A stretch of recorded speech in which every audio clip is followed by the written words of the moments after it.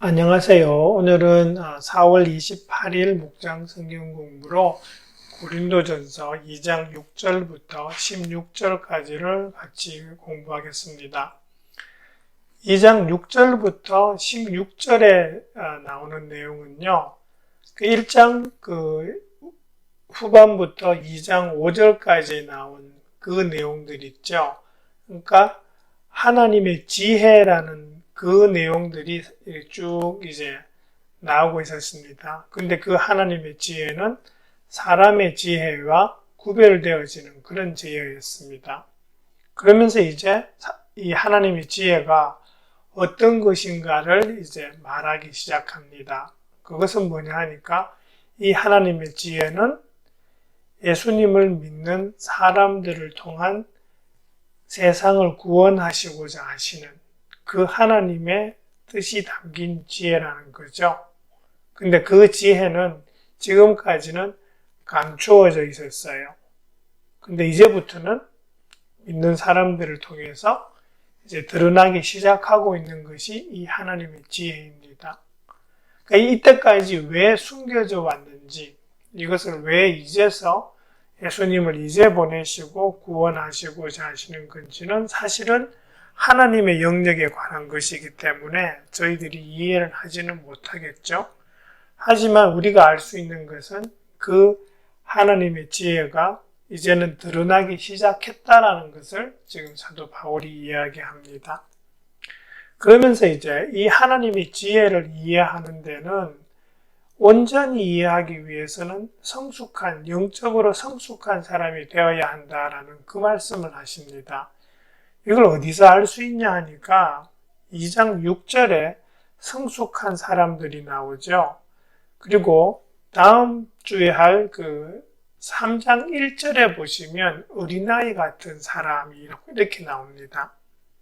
근데 이게 뭐냐 하니까 어린아이 같은 사람은 사실은 고린도 교인들을 이야기합니다. 다시 말해서 사도 바울은 은연중에 고린도 교회 사람들이 하나님의 그 구원의 지혜를 온전히 이해하지 못했다라는 것을 지금 이야기하려고 하는 거죠. 근데 거기에 대해서 지금 밑작업을 하고 계시는 겁니다. 그러면서 이 하나님의 구원의 지혜는 믿는 사람들 중에 성숙한 사람들만 온전히 이해할 수 있는 것이고, 아직 미성숙한 사람은 대충은 아는데 온전히 이해하지는 못하고 있다라는 그 말씀을 지금 하고자 하시는 겁니다. 그래서 그러면서 또 하나 대조를 시키는 것이 6절하고 7절에 나오는 이 세상의 통치자들입니다. 이 세상의 통치자들에 대해서는 여러 가지 사람들이 포함될 수 있겠지만 일단은 대제사장 그리고 빌라도 총독 같이 예수님을 십자가에 못 박는데 주요한 역할을 한 사람들이 포함될 거고요. 그리고 그들과 함께 이제 예수님을 십자가에 못 박으라고 했던 정치와 종교적인 지도자들이 여기에 포함되겠죠. 근데 이런 사람들은 사실 세상적인 지혜는 많은 사람들입니다. 그런데 이 사람들이 하나님의 지혜를 가지고 있지는 못합니다. 왜냐하면 그들이 하나님의 지혜를 알았더라면 예수님을 십자가에 못 박지는 않았을 거라는 거죠. 그러면서 이제 10절, 11절, 12절에서 계속 이런 말씀을 하십니다. 사람의 생각, 하나님의 생각, 또 이런 식으로 이렇게 누가 하나님의 생각을 알 수 있느냐라는 그런 말씀을 하는데 10절, 11절, 12절은 이렇게 쭉 연결해서 이렇게 이해하면 좋습니다. 이렇게 딱딱 논리적으로 지금 사도 바울이 전개를 해 나가시는데 무슨 말씀이냐 하면 어떤 한 사람의 생각은 그 사람의 영이 아니고는 알 수 없다. 마찬가지로 하나님의 생각도 하나님의 영이 아니고서는 알 수 없다. 그런데 믿는 사람에게는 성령이 계신다. 그리고 그 성령은 하나님의 본성과 하나님의 생각을 다 아시고 있기 때문에 믿는 사람은 하나님의 일과 하나님의 생각을 알 수 있다라는 거죠.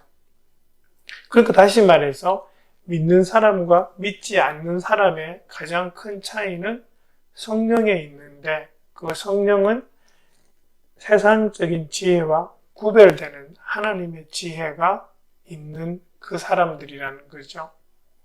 그러니까 다시 말해서 믿는 사람들이 하나님의 이 지혜를 이해하고 따라갈 수 있는 이유는 성령이 안에 계셨기 때문이고, 그리고 그것을 이해하는 것은 원래는 그 믿는 사람 자신의 지혜가 아니라는 거죠. 하나님이 주신 지혜라는 거죠. 그것 때문에 믿는 사람이 믿을 수 있었다라는 거죠.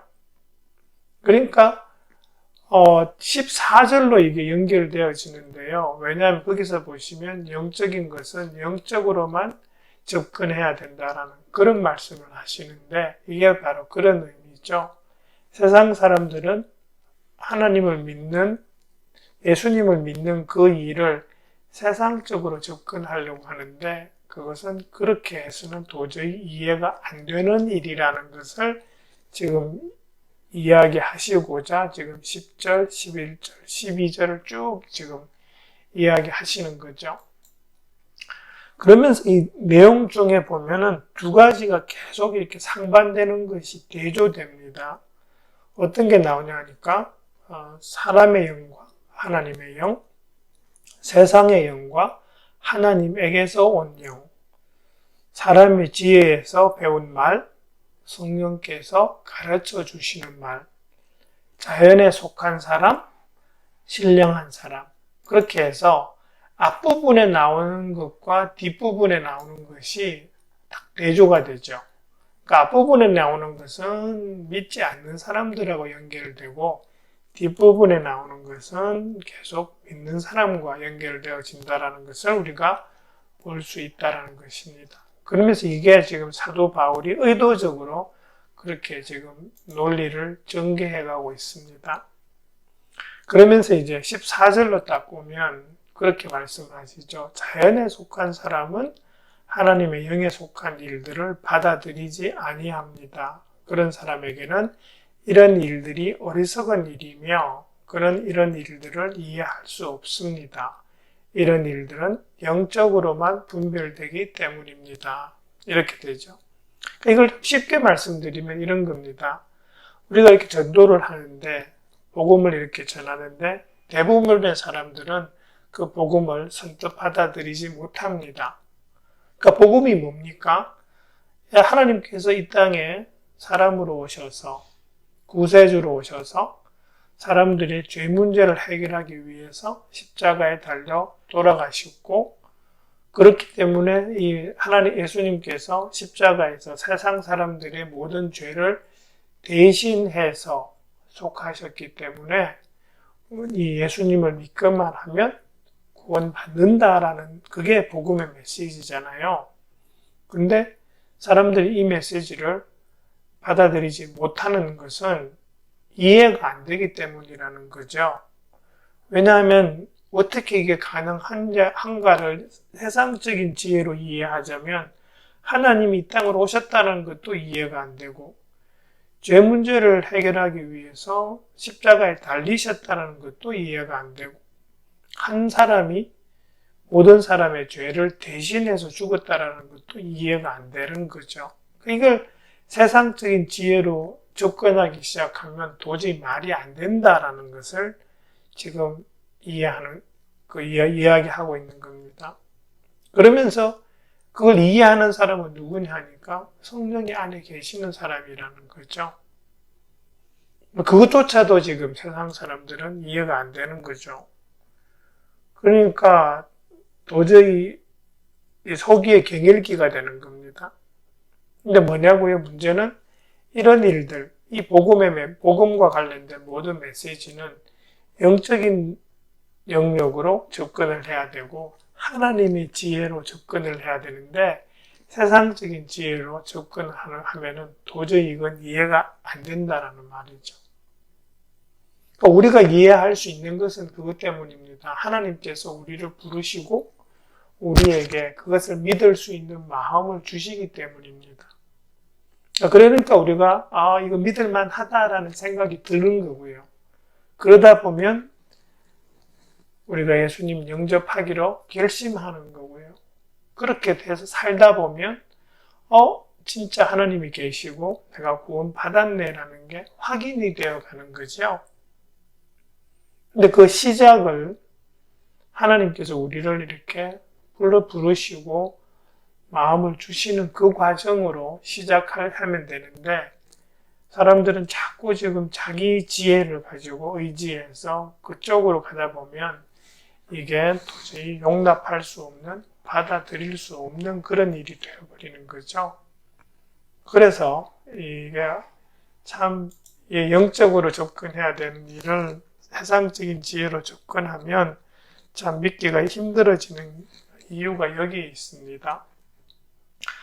그러면서 이제 15절에 가면 사도 바울은 신령한 사람은 모든 것을 판단하나 자기는 아무에게도 판단을 받지 않습니다 라고 하면서 16절에서 누가 주님의 마음을 알았습니까? 누가 그분을 가르치겠습니까?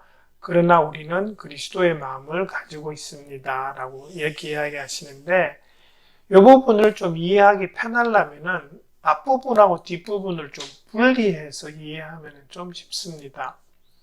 신령한 사람은 모든 것을 판단한다라는 이 말은, 이 판단한다라는 말은 분별한다 또는 이렇게 자세히 알아봐서 가치를 조사해 본다라는 그런 의미가 있는 것이 요 판단한다라는 단어입니다.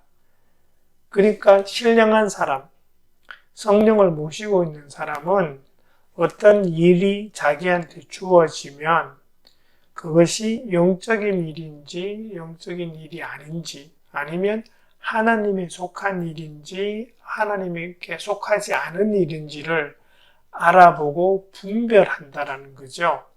어떻게 그럴 수 있느냐?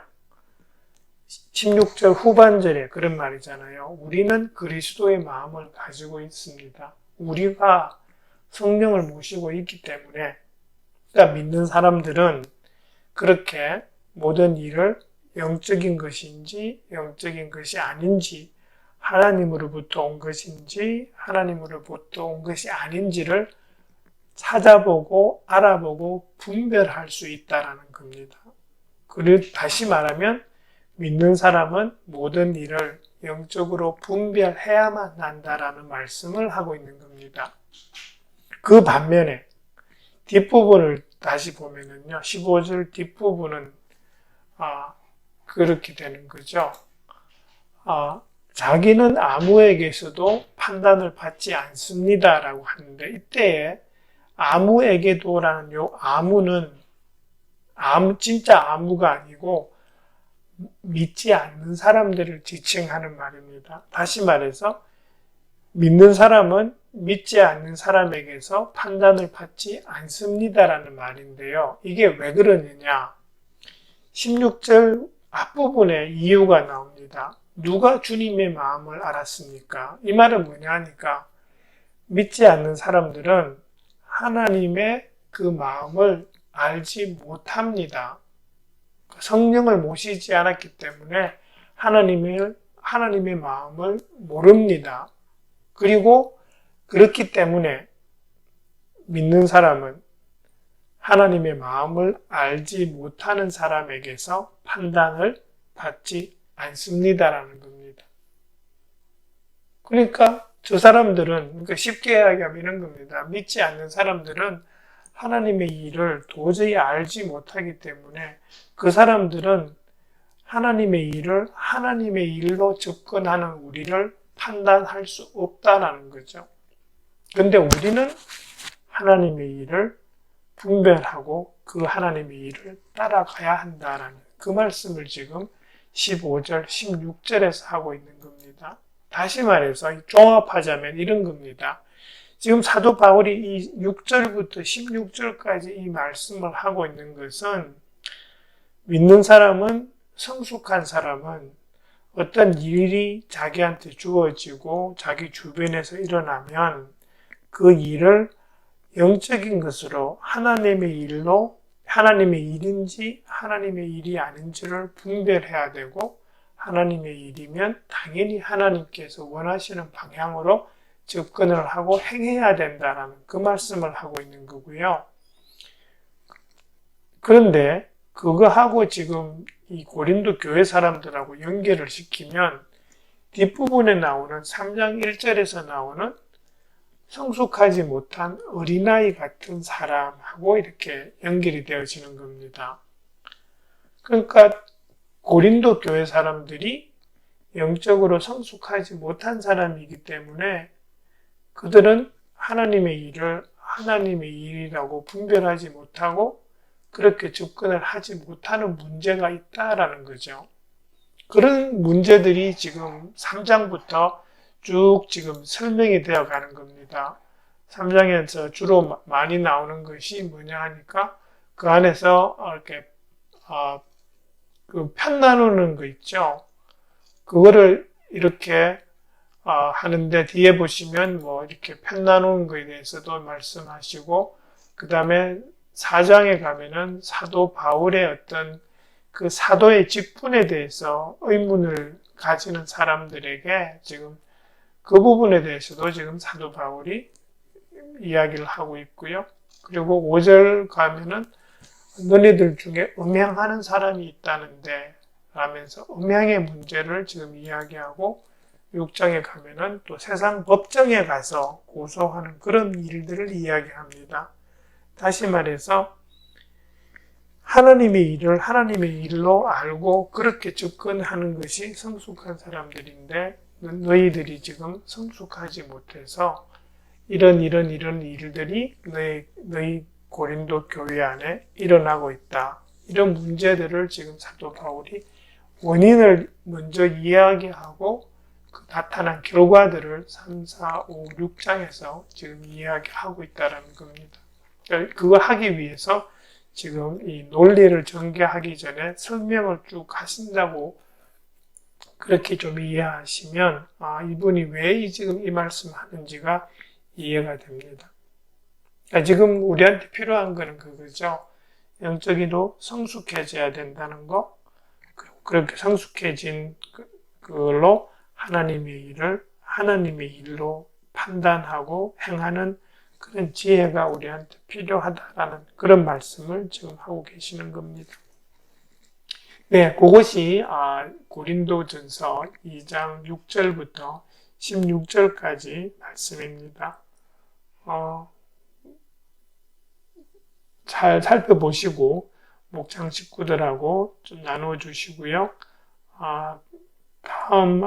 그 다음 주는 김희준 전도사님 설교이고 또 제가 한국 가는 바람에 윤여재 목자님이 앞으로 한 2주간 목장 성경 공부 인도해 주실 겁니다. 네, 감사합니다.